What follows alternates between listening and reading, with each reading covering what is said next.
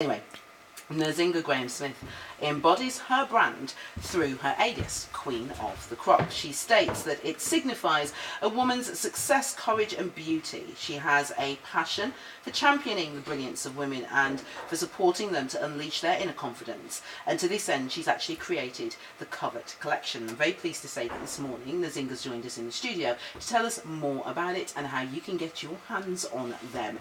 How are you doing, Nzinga? I'm blessed, I'm happy and grateful. Thank you. Yes, and I have to say that, you know, I almost missed my cue this morning with your fantastic, fabulous products. Thank you. But before we get to that, because, you know, and again, because I'm putting it out there, like, every girl needs her shapewear. Like, we all, if we don't need it every day, there are days when we need it. But before we get to that, and before we get to my business, all up in there, Nzinga, tell me about what sort of brought you to Covet Collection. What's the journey? Because I remember meeting you a few years back, and when I met you, it was more involved with like the comedy side of stuff and working with the guys who were doing the Real Deal Common Jam. Yeah, big boys there, JP. Absolutely, who started a trend, let's face it, because everybody's on that bandwagon now. Yes. But yeah, so I remember you from back in the day, and I remember kind of that where really you were around for the marketing and that sort of thing. Yes. So how has that grown, and how have you grown into, you know, where you're at now in the Covet Collection and being a retailer?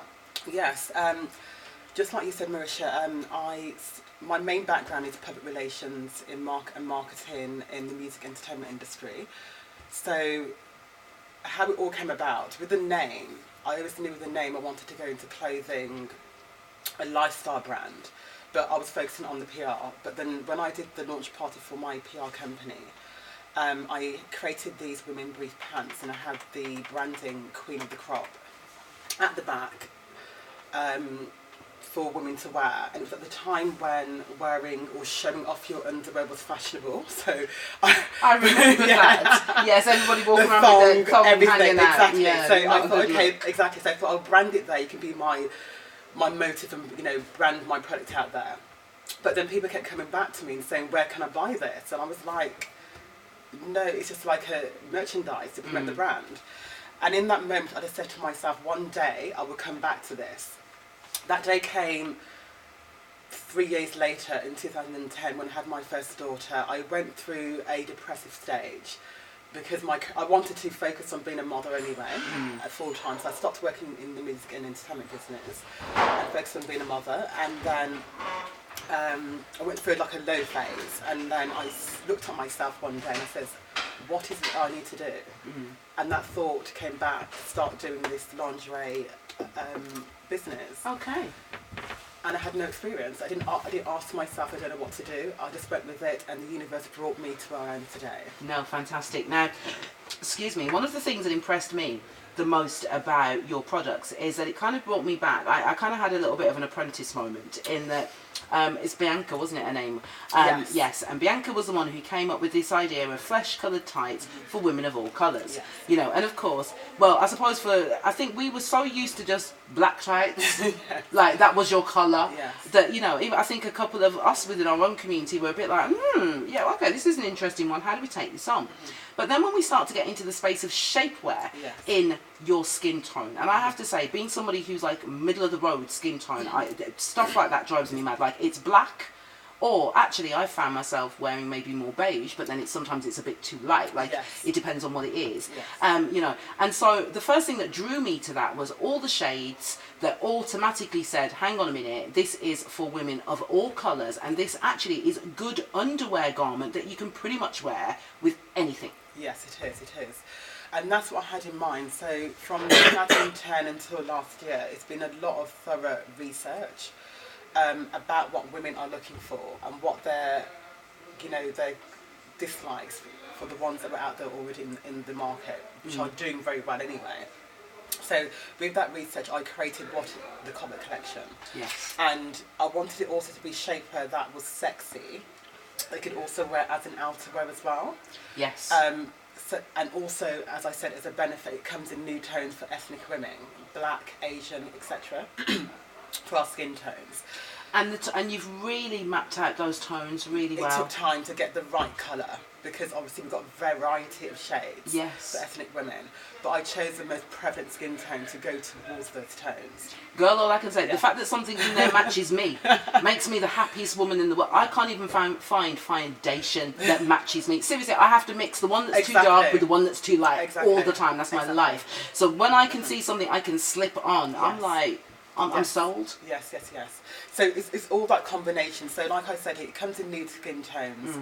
It also reduces sweat appearance. So, for example, we have the bodysuit. We have 5 pieces. The best way to go through them. Yes. We have the high-waist knicker, yeah, which comes just below, underneath your breast to your knees. We have the bodysuit, the slip dress, the camisole vest, and then the high-waist knicker as well. With the bodysuit and the camisole vest, it can be worn as outerwear. I wear it to the gym and to yoga because it helps reduce sweat appearance. So I feel great and I feel comfortable while I'm working and I'm looking good at the same time. Yeah. So it's good for those, you know, for example, who are just starting out going to the gym, quite self-conscious. You can feel good and look quite slimming at the same time. It's true, because it's true, because you can always tell the first-time gym bunnies, because they're the ones. No, it's true, because we come in a big baggy t-shirt, like I'm not trying to show what I've got in here, and then you see, like, you know, fitness Barbie skipping around in her lycra, like, really? Exactly. So no, this makes it work. So tell me, I mean, the journey from a retail sense, because there are people out there with products that they'll be thinking, oh gosh, I wish I could get my, you know, clothing range out there or my chain out there. But retail historically is known for being challenging. So, you know, talk me through some of those sort of ebbs and flows and what you found as your experience within it. Yeah, the word is challenging because the fashion industry is just changing constantly. And since I started doing what I was doing, so 5 years ago, or the research stage and development, it's changed dramatically since then.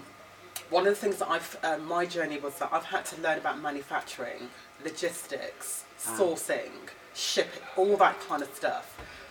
With no experience, but I'm the kind of person, that's just how I work. I think that if you want to learn something, you go out there with the mindset and the being, though, it would just come to you. So how have you gone about sort of learning that? I mean, how do you literally go from, okay, I've got an idea to have shapewear in, you know, our skin tones, to the products that you have laid out in front of me today that are beautifully made, that are well crafted? I mean, how do you do that? Yeah, how I started was that, as I said, the idea came to me and I went straight on it the next day. And I was very fortunate. My sister, she was at university at the time, and she was able to get free access to a market research company called Mintel. Okay. Which costs thousands of pounds to get thorough market research. So I was very fortunate enough to get the groundwork to know about what women are buying, what they're spending their money on, the age group, their demographic, all that kind of stuff. As well as doing my own focus groups and research as well with department stores and lingerie companies, etc. So with that, I then use a good platform which I think is very good, is LinkedIn, and I then start to speak to designers, manufacturers, etc. Don't get me wrong, I made lots of mistakes on the way and I spent a lot of money unnecessarily down the way. But I'm happy to make those mistakes now than do it when I'm making my millions of pounds and Very that true. money. Very true. Yeah, so I don't see it as mistakes. I learned. Without making mistakes, I wouldn't know anything. So it's not mistakes. I learned. This is part of the journey. So I was able to find a designer that's already reputable in the industry and worked with big brands already to create my vision. So I'm writing it on my daughter's sketchpad on one of her books, and then giving it to the designer to literally realise the vision on a spec sheet for a manufacturer to make it. Wow. Now, I find that when you're doing business, people say, oh, do this and do that, and it sounds very simple. It is not. Let's just put it out there. Yeah, I'm just being real. But however, what I found is that it's best that you learn and wear all the hats. Be the administrator, be the marketing, be all those things, because you're learning something rather than delegating to somebody else. And if things go wrong, you don't know what to do. So I've been quite fortunate to learn those things and pass it on to someone else to do, and thinking, oh, what do I do now if they can't do it anymore? Yeah. I know the manufacturer know me directly, that we've built a strong relationship with. Our manufacturers in China, And the good thing about them, they speak English, they've worked well with me, they've supported what I'm doing, they believe in what I'm doing. And I've been very fortunate to do that. It took me about 3 manufacturers to find the right one. Yeah, I can imagine. It takes time. Yeah.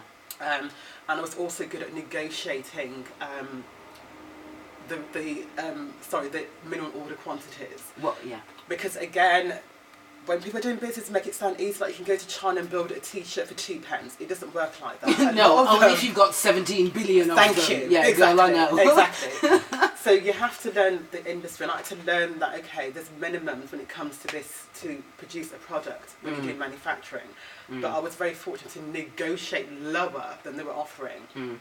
So tell me, just to sort of get a reflection, from standing start to here, how much time has it taken you? 5 years. Yeah, so you've done some serious work. Some serious work, because it's all about testing the product, giving it to people to wear it. Oh, it doesn't work very well, go and start it back again. Yeah. And marketing it, know what marketing messages you're going to have for the brand, what message you're going to portray out there. So there's a lot of trial and error. You're going to make mistakes and maybe starting all over again because you're going the wrong route. Yeah, so there's a lot there. Yeah. Okay, well listen, when we come back, I know you want to talk to our listeners about a way in which they can get themselves some and find out more about the brand. So when we come back, we're going to find out more about how we get hold of some. Yeah, and all I can say is that, girl, when I have those few days of the month when I cannot fit into anything and, you know, nature starts to take over and give me issues, all I can say is I've already got my eye on the one that belongs to me. You know, I know which one I'm buying. So, ladies, pull out your... Well, thank you. Ladies, you make sure you pull out that purse or get ready to find out how you get hold of yours. We will be back in just a few moments.